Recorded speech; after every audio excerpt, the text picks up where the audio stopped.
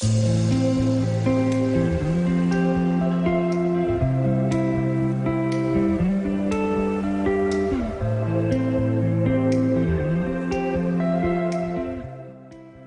unboxing, but a bit different now. Some orchid pots, so I can show my orchids in a nicer way at home. Quite a huge box for only a few orchid pots.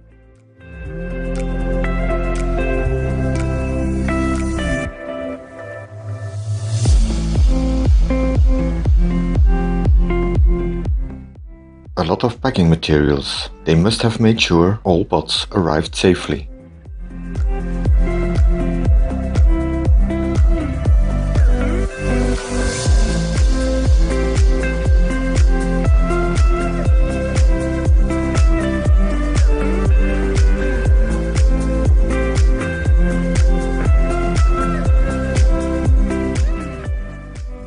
I got 2 sizes of the traditional high Japanese orchid pots and 3 smaller light blue orchid pots to be used for 3 extremely rare seed-grown orchids that will arrive next week.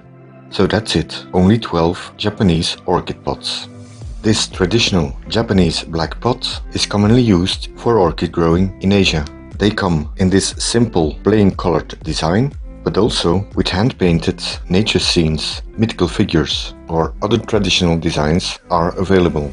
These pots always have a wide rim and 3 feet. One of the feet should always point forward and is used to mark the front of the plant and pot. These pots always have one large hole in the bottom.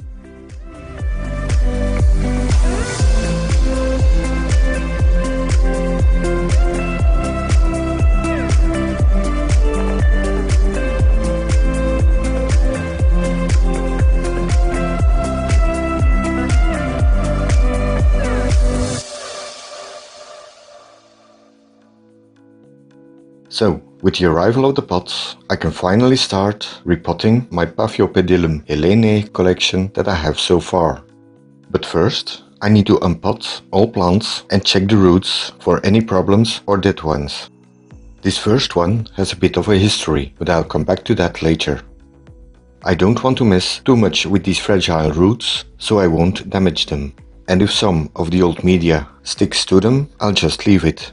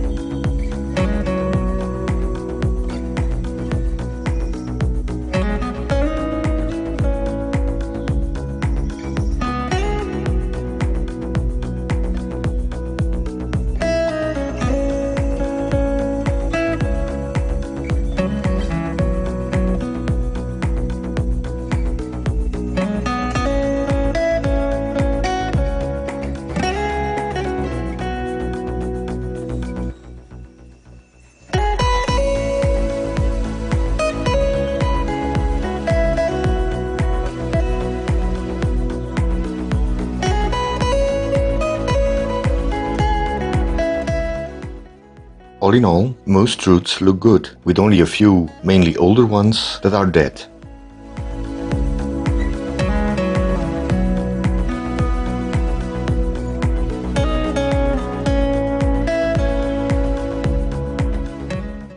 Because these plants are all different clones coming from different sources, I need to make sure the labels stay with the correct plants.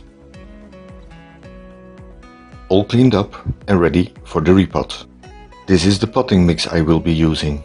It consists of 8 parts small to medium bark, 3 parts of coco husk, 3 parts of small cut charcoal, 2 parts of small perlite, 2 parts of coarse pumice, 4 parts of small lava rock, 1 part of cut Synthic, and 1 part of hard-baked Akadama.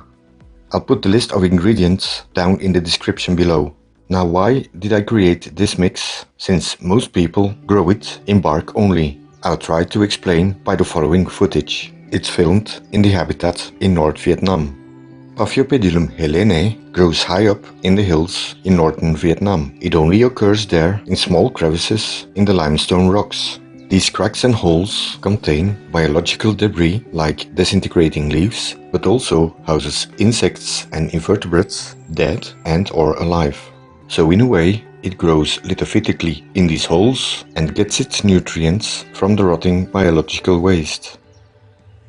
Temperatures are around 25 degrees centigrade during the day and drop down approximately 10 degrees at night.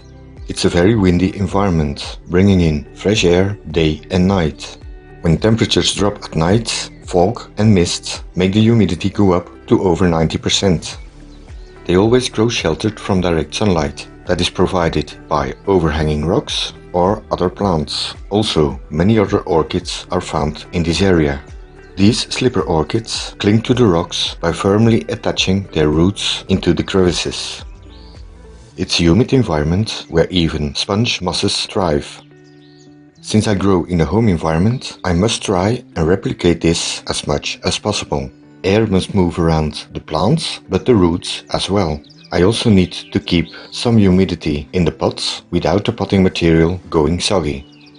That said, the potting mix may never dry out completely, and we need to keep in mind that they come from a calcium-rich environment, so this must be available either in the potting mix or added while watering. This is why I created this potting media mix for this orchid species. That said, let's start repotting. You might think, why is he using such big pots? Well, I'm putting an air cone in them by using upside down plastic mesh pots. This allows for better air circulation around the roots.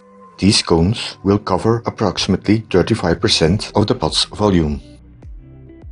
While positioning the plants in the pots, I tried to spread out the roots without damaging them and carefully covering them with the potting media. To secure the plants, I don't firmly push down the media, but simply tap the rim of the pots to settle in the roots and the media, again not to damage the roots.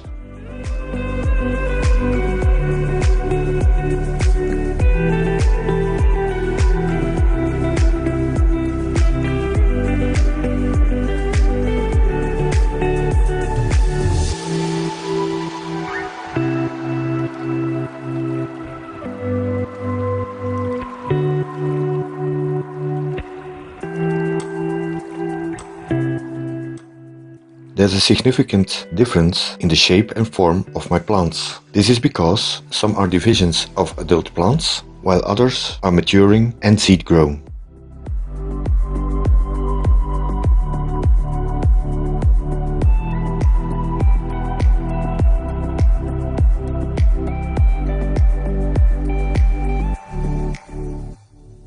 As mentioned before, adding the correct labels to my plants is very important, and I even numbered them so I can easily find them in my notes. This also will come in handy if and when I might try to propagate them by seed.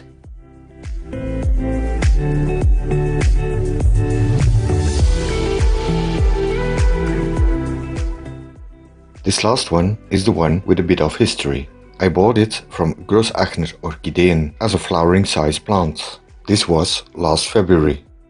Was I surprised? when I took it out of the wrapping paper. It looked like a multi-growth, flowering size plant.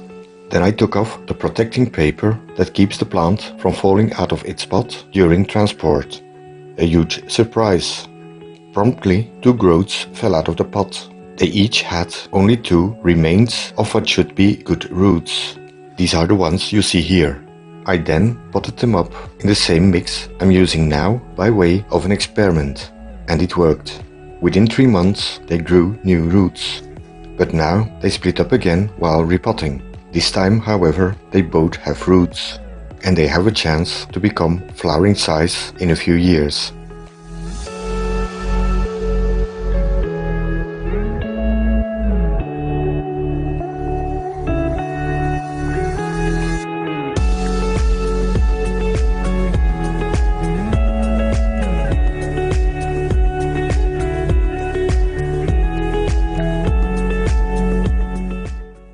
To finish up, I flush each pot with approximately 2 liters of rainwater. This flushes out all the dust that mainly the lava rock and charcoal give off when mixed in with the rest of the materials.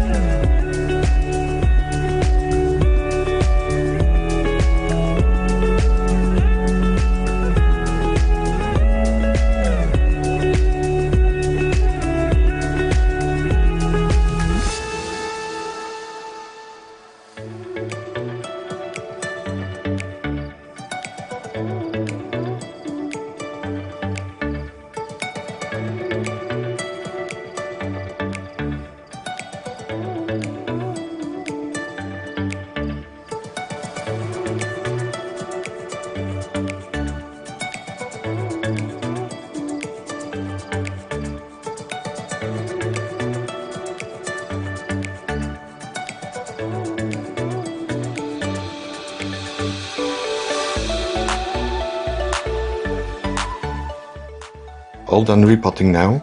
These are all my Paphiopedilum helenae together. These orchids grow approximately 1 meter away from an east side window. They seem to like it as they are all doing well.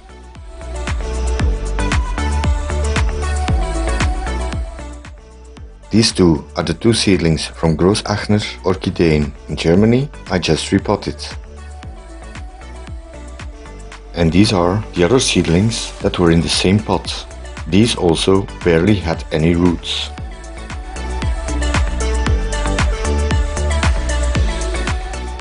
Huge difference from the plants I got from Exotic Plant Company and Salon Orchidee in Poland.